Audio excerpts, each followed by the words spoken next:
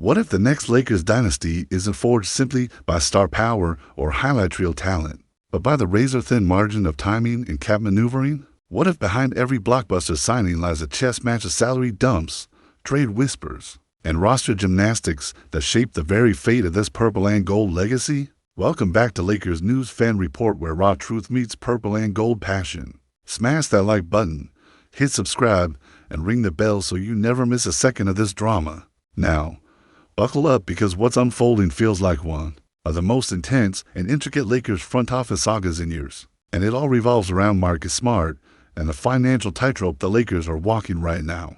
Yes, the team locked in Marcus Smart, a defensive assassin who arguably fills a nightmare-caliber role on the roster. But signing him is only the prologue. The Lakers aren't done. No, the real story begins here. In order to make his contract official under the NBA's infamous first apron rule, a cap figure set around $195.9 million next season, that the Lakers have already danced perilously close to after signing deals for Adrien Ayton and Jake LaRavia, they must clear more room. And by clear more room, I mean waiving Shake Milton, if that name doesn't ring bells. Here's the lowdown.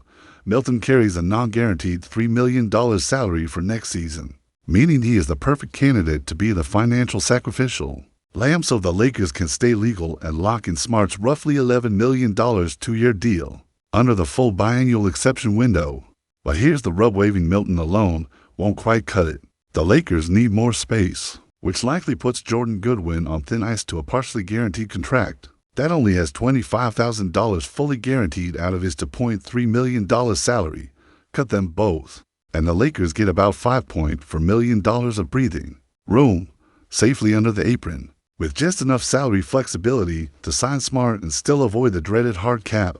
It's math, yes, but this is the kind of high-stakes salary dance that can make or break a championship run. Behind the scenes, you might be thinking, okay, just waive him and be done. But it's never that simple for a franchise with championship aspiration and a legacy to uphold. Waiving Milton and Goodwin without anything in return feels like losing precious depth and potential trade assets for mere cap relief. So, the Lakers are reportedly looking to do better, turning these contracts into trade assets, however modest those assets may be. Think trade exceptions, maybe a protected second-round pick, or perhaps a young player on a manageable contract, all better than simply throwing away talent for nothing. But who else might be involved? There's growing chatter about the Lakers possibly including Gabe Vincent or Maxi Kleber in these transactions. Vincent, post-Smart signing, steps into a murkier role. The former Miami guard provides solid 3-and-D capabilities from the bench. And yes, he shoots the three better than Smart. But with Smart's arrival, his minutes and impact could dwindle. Moving Vincent alongside Milton could not only open up cap and roster spots, but also address the Lakers' glaring need for a genuine 3-and-D wing, a position this roster simply hasn't filled yet. Defensive stalwart Marcus Smart helps on the perimeter, but he's no Wiggins-level wing presence that can stretch the court and defend multiple positions. The Lakers have pieces like Jared Vanderbilt, who excels in defense but struggles offensively, and guys like Rui Hachimura, who offer scoring but are defensive question marks. Jake LaRavia and Dalton Cross are still developing the urgency to add a reliable 3-and-D wing in free agency or via trade is palpable. And here's the twist. The one player most linked to this potential move is Matty Thibble of the Portland Trail Blazers. Not the flashiest name on the market, but quietly lethal. Thibble's been a defensive dynamo, disrupting passing lanes, causing turnovers, and bringing an elite level of defensive pestering onto the wing. His offensive game hasn't blossomed into a shooter like Wiggins or a star scorer, but he's consistent at the corner three, and at 28, still in his prime, with no major durability red flags beyond last season's hiccup. Reports from Brett Siegel and others have cited the Lakers and Blazers as teams to watch, partly because of a potentially fruitful relationship between Lakers GM Rob Pelinka and Portland's Joe Cronin. Sure, these trades rarely happen smoothly. The Lakers and Blazers have only swapped players twice in NBA history, but the possibility creates a tantalizing ripple effect. But what if that Lakers fans gnaw on in anticipation? Imagine packaging Gabe Vincent, Shake Milton, and maybe even Jordan Goodwin with a second-round pick as a price to pry Thibble loose. Could that fill the 3-and-D void the Lakers desperately need without sacrificing future assets or cap flexibility? It's a delicate balance. But the mere possibility of such a deal signals a front office eager not just to survive salary rules but to actively improve. Then there's the ongoing debate about whether to take the straightforward route waive Milton and Goodwin to clear the salary and sign Smart, locking in a 15-man roster with no wiggle room for partial guarantees or future cap tricks, or to gamble on the trade market, peeling back layers of the roster for a calculated upgrade. Can the Lakers really afford to lose the depth that Milton and Goodwin offer without immediate replacements? Or does such a move sacrifice long-term flexibility for the sake of now? Pelinka's role here is fascinating, often maligned and criticized. As a GM who hasn't done enough, he's quietly been orchestrating these moves, bringing in Adri Ayton, Jake LaRavia, and now Marcus Smart, without surrendering key assets or stars. Some lazy takes credit Luka Doncic's relationship for attracting free agents, but that's underselling the intricate cap jiu-jitsu and negotiation acumen it takes to pull off 3 signings simultaneous. Especially under a hard cap, whether you love him or loathe him. The front office is playing a high-stakes game with almost no margin for error, crafting a roster by outsmarting the system and extracting every bit of leverage. And while the Lakers have to move quickly, the choices they make here, waiving contracts, orchestrating trades, targeting specific role players, will reverberate through the season, possibly defining the tip for this roster's championship window or exposing cracks that even LeBron's brilliance can't fix. As a lifelong Lakers fan, having weathered championship triumphs and gut-wrenching playoff exits, I can't help but feel the weight of every move. We've seen moments like this before, where a single roster cut or trade rumor felt like the difference between glory or heartbreak. The stakes have never been higher. So the question that looms large is this the start of a new Lakers empire? A masterclass in front office wizardry, building a contender piece by piece, without mortgaging the future? Or is this simply the beginning of our unraveling, where cap constraints and roster chaos sap the spirit of a team desperate to reclaim its throne? Drop your take in the comments. I'll be reading everyone. Listen up. Purple and Gold Nation, this isn't just another offseason shuffle or routine front office dance. This is the crucible where legacies are forged or fractures exposed, where every dotted line and whispered deal could either resurrect our dynasty or bury it deeper than Lakers history's darkest corners. The spotlight falls, as it always does, first on LeBron James, the king who carries the team's soul on his battle-worn back like no other. A man whose greatness transcends basketball, but is tethered painfully and beautifully to the hope of a championship that defines the twilight of his career. You can't overstate what's at stake here.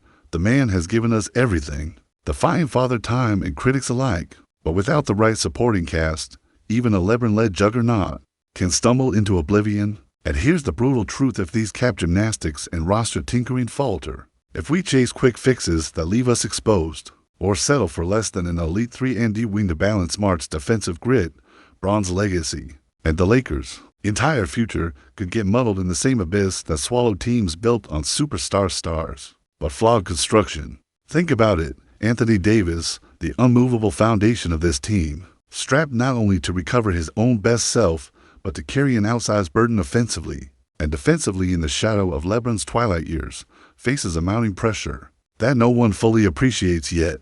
This roster's construction must release some of that weight, adding true, reliable shooters, basketball IQ, and lockdown defense to keep AD from being the lone warrior slashing against elite Western Conference juggernauts night after night. And with Bronny James beginning to sketch his own path under the relentless glow and shadow of his dad's legacy, these moves also cast long ripples toward the Lakers' identity beyond the current season. Are these front office tactics fostering a championship culture that the next generation can inherit? Or are they merely paper-thin bandages on deeper structural wounds? Add in Austin Reeves, who has defied expectations and become a fan favorite and quiet backbone, bringing scrappy toughness, hustle, and clutch nerves that embody the new Lakers' heart. Does the cap squeeze starve his role? Or can this roster shuffle keep him in a place to grow and surprise the league again? When the lights burn their brightest, that's the emotional core. Because while the Lakers' front office is rumored to be pulling strings on behalf of the present, this puzzle is also about legacy. Jeannie Buss, whose legacy is as central and controversial as any player in Lakers history, stands poised at a crossroads herself, the franchise's sole keeper, yet also the face of the business battles behind the curtain. Does she stay the steady hand we've leaned on, or does a billionaire disruptor emerge from the shadows, shaking the very core of Lakers power, rewriting our future in ways both thrilling and terrifying? Think back to Showtime's dazzling 1980s, where Magic and Kareem transformed Hollywood into basketball's capital, to the Kobe and Shaq three-peat dominance of the 2000s that captured a generation's fiery passion, or to the relentless revenge narrative of the 2010 title quest, when the Lakers clawed back against adversity with relentless fury. And finally, remember that surreal 2020 bubble victory that felt like the ultimate redemption song written in a global pause. Each of those golden eras was built on more than just talent. It was culture, timing, a spark lit under the right leadership, savvy front office moves, and a willingness to make brutal decisions for the greater cause. Now imagine that we stand at a similar crossroads where patience is razor thin and the Western Conference no longer sleeps. The Warriors, still the standard bearers of excellence and splash, haven't vanished. They're lurking, smiling, ready to pounce the second we blink. Denver, with Jamal Murray's emerging star power and Nikola Jokic's unearthly skill, threatens to turn the West into a nightmare playoff gauntlet with no easy path to glory. Phoenix, chasing the remnants of a fallen Suns dynasty, and the Clippers, always a bruiser lurking on the edge, are ready to exploit any hiccup in our armor. The Lakers can't afford margin for error, no room to stumble in a league where the gap between supremacy and mediocrity is measured in single possession swings and sprints down the final second.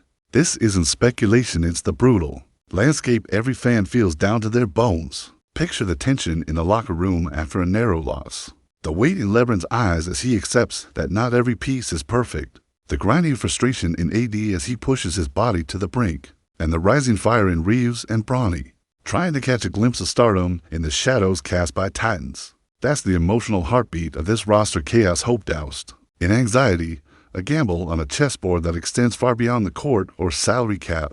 Now imagine if Pelinka's gamble pays off, if those salary dumps become savvy trades that bring in a true wing stopper who can also space the floor, if Marcus Smart locks down the perimeter and catalyzes the defensive culture, if the Lakers can quietly build around their aging superstars with the depth and cohesion that have been painfully absent, then we're staring at a seismic shift. What looks like chaotic maneuvering today would be the blueprint for a new dynasty, a phoenix rising from the ashes of cap limitations and prior missteps.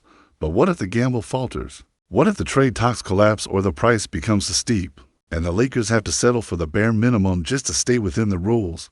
Depth sacrificed, young talent stifled, cap flexibility drained, and future draft assets gambled away, all to chase a roster patch that barely scratches the surface of contention. The ripple effect could unravel more than just a season. It could shatter the cohesion, stall Bronny's development, and fracture the locker room spirit, leaving LeBron and AD to carry a weight unfair even for legends. The echoes of post-Kobe decline could ring louder than ever, reminding us painfully how quickly purple and gold dreams can slip through our fingers if the chess game isn't played to perfection. And so, here we are watching every rumor, every move feel like a pulse check on our collective heartbeat, praying the front office pulls the right strings that turn a salary purge into a championship symphony and not a slow, painful decay of a team's identity. As a Laker till the day I die, here's what I see coming: this summer's roster drama, these salary cap gambits, and potential trades are more than just transactions. They are the crucible that will either mold the next glorious chapter of Lakers history or expose cracks so deep that even the storied past won't forgive. Now, I want to hear it from you. Drop your raw take below. Every true believer in purple and gold, because this story belongs to us all, and it's our voices that will fuel whatever fight this franchise chooses to take next.